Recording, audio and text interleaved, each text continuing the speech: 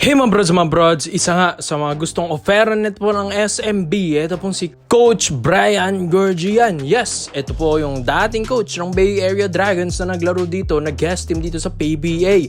Para sa akin nga, mas malakas na di hamak ang Bay Area Dragons kesa sa Hong Kong Eastern na na-eliminate na ngayong playoffs round. Kaya ito, dahil dito kay Coach Brian Gurjian. Yes, 6 na beses ba naman itong nag-NBL champion as a head coach, tapos 6 din NBL coach of the year. Hanggang ngayon ay talagang nagdodomina pa rin ito pong si Coach Brian Gurjian. Kaya nga 'di ba, sila yung nakatungtong ng championship round against Barangay Ginebra San Miguel nung naglaro as a guest team dito yung Bay Area Dragons. Kaya makikita mo doon na talagang ang ganda ng koponan ng Bay Area Dragons dahil dito kay Coach Brian, mga kabrods. Ito nga ang Hong Kong Eastern, napakaganda rin ng line-up nito. Diba nga, andyan pa rin sila Blankley, yung mga dating player ng Bay Area Dragons. Pero anong nangyari? Wala, nalaglag sila, tapos hindi pa sila yung isa sa mga top standings natin ngayon. At dati nga, yung Bay Area Dragons, may twice to beat advantage pa nga dati yun, diba? Kaya ito pong Hong Kong Eastern, di hamak na mahina talaga ito dahil sa coach nila. Pero itong si Coach Brian, napunta dito sa PBA, ay nasubukan talaga ito ni Coach Tim Con. At sabi nga rin, lahat ng mga PBA teams, PBA coaches nung napuntang Bay Area Dragons sa PBA ay talagang hirap sila sa play ni Coach Brian Gurjian dahil ito pong Australiano na ito ay malakas talaga, mga kabrods. Talagang tactician, talagang isa ito sa mga sinasabi nilang the maestro. Kaya itong sa SMB ngayon ay gusto nga nilang palitan na ito pong si Coach Leo Austria dahil nga sa pagbalik ni Coach Leo, hindi na nga naging maganda yung resulta ng SMB. Diba? Sabi nga nila, lalakas ng SMB dahil bumalik na ito pong si Coach Leo Austria. Pero anong nangyari mga brods? Playoffs round pa lang, hindi na nakapasok. Ito pong SMB na eliminate agad ng elimination round. Kaya gusto nilang offeran ng malaki ito pong si Coach Brian, pero ngayon kasalukuyang hinahawakan ang Sydney Kings. Pero ngayon 2025, hindi pa natin alam kung nandyan pa rin ito pong si Coach Brian Gurjian dahil pwede na itong offeran ng SMB. Alam naman natin ng SMB, ang ganda na ng lineup nito. Coach na lang daw talagang problema at import na maganda, gaganda ng laro ng SMB. Locals pa lang, makikita mo na ang deep na ng lineup at bench ng SMB. Pero yung mga ilang players dito, ng mga veterano, gusto na rin nilang i-trade dahil yun nga, sabi nila, problema nga daw talaga yung buong sistema ng SMB at players neto. Pero sayang lang, dahil ang ganda rin kasi ng patakbo ng laro ng SMB maski players, pero yun nga, yung pagmamando ni Coach Leo Austria, nawawala na. Pero kung itong si Coach Brian hawak ng SMB, siguro nga mga brods, kahit magpustahan pa kayo, talagang papasok at papasok ng championship round ang SMB kada season kung si Coach Brian na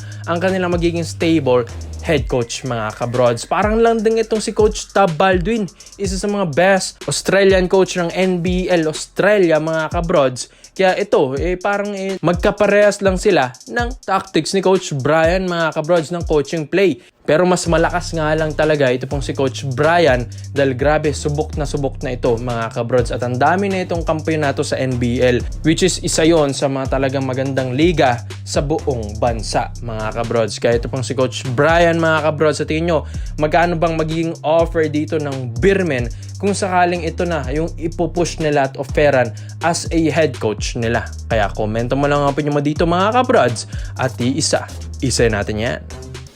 Dito naman po tayo sa kabilang balita naman natin, mga broads. Malachi Richardson. Yes, ito nga yung nababalitang gustong ipalit kay Justin Brownlee once na mamaga. Ito pong dislocated thumb finger na ito po ni JB. Yes, alam din naman natin na ito pong Ginebra talagang alalay ngayon kay JB at ang daming ang mga imports na gusto nilang ipalit sa kanya. Diba nga nauna na ito pong sina Kwame, si Raleigh Hollis Jefferson, yung kuya ni RHJ. Tapos ito naman, Malachi Richardson. Yes, ay alam din naman natin na ito yung naglaro sa Strong Group Athletics, mga kabrods, under coach Charles Chu. Ito po yung 6'6" shooting guard na dating NBA player na nadraft pa ng Charlotte Hornets taong 2016. At ito, first round and 22nd overall pick pa ito, mga kabrods. So hindi basta-basta Ito pang Malachi Richardson na ito, dating player rin ng Sacramento Kings na trade siya dyan. Tapos huli na niyang pinaglaruan yung Toronto Raptors taong 2019.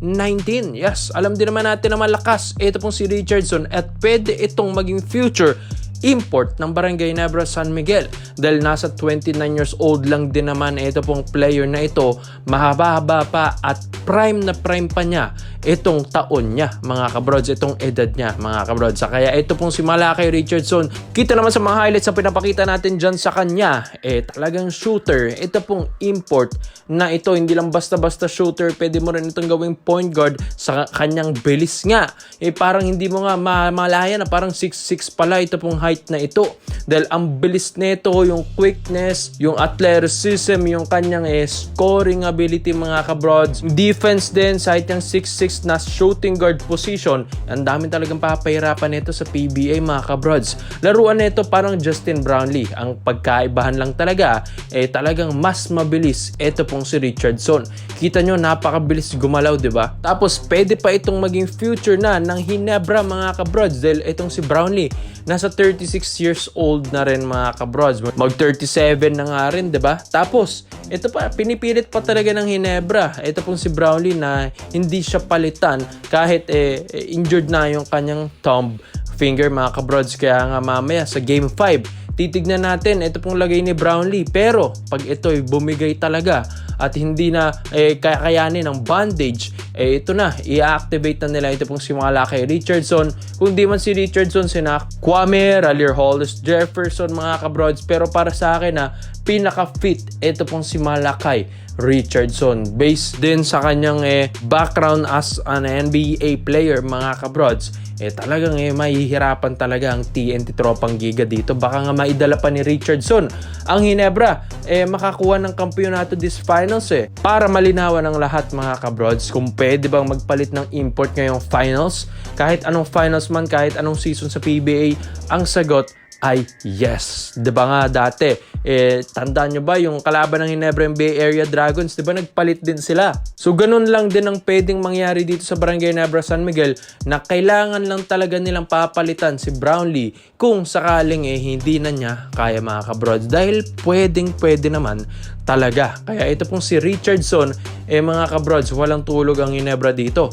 Malaking tulong ito. Di na niya talaga bibiguin ng Ginebra. Hindi magsisisi ang Ginebra dito mga brods, dahil based pa lang naman sa performance and yung mga highlights, mga background neto ni Malachi Richardson maski sa SGA, isa rin ito sa mga scorer doon. Kaya makikita natin mga kabrods. At ito, pwedeng maging motolite na pang matagalan nito ng Ginebra na maging import mga kabrods Kaya kung mga brods, Malachi Richardson, ang dating NBA player na 29 years old pa lang, prime na prime pa. Sa tingin nyo ba, siya bang pwedeng pumalit talaga kay Justin Brownlee? Kaya komento mo lang opinion mo dito mga brods. Isa-isa natin yan. Salamat po sa panonood mga brods This is Phil Basketball. Yun lang. I'm out.